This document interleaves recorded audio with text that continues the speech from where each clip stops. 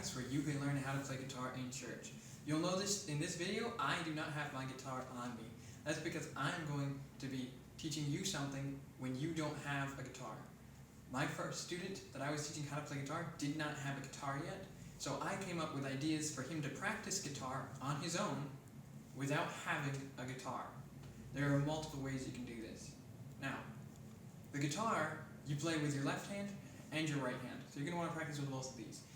Or, if you have a guitar, you could even do these like on the bus, on your way to work. I wouldn't recommend doing it while driving, but you could do it whenever you're just sitting down, relaxing, or when you're reading a book even, or if you're watching television.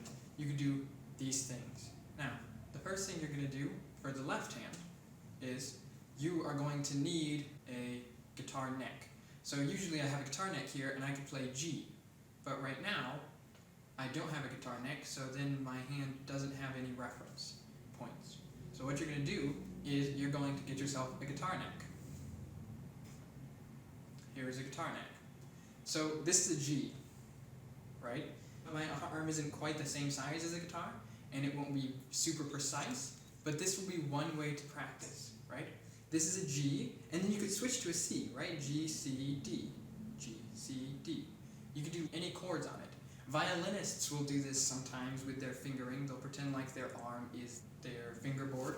This is how I got that idea because my sister's a violinist. So you have, for the guitar, you have chords, which are even easier to do on your arm. So G, C, D. And you could just do this constantly, right? This is one of the things I had my student do to practice, and he got better very quickly because of that.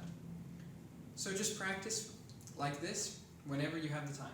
That may seem kind of weird, but until you have a guitar, this is one way to practice with your left hand. Now, how do I practice with my right hand? Because I don't have anything to strum. I can't really strum my left hand, or you can. If you have a pick, grab your pick. This is your strings. This is practicing rhythm.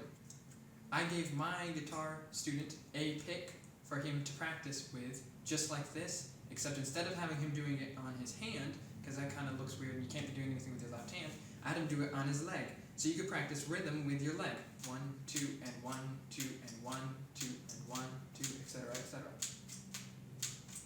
Or you could do literally any strumming pattern just like this. I got this idea from my best friend. If you don't have a pick, you can just take your finger and do it on your hands. Or on your arm. Then when you get a guitar, you'll already know roughly what to do and your hands won't be so confused.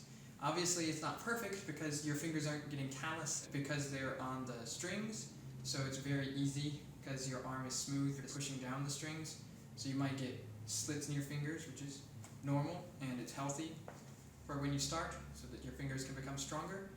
This won't really happen if you're doing it on your arm.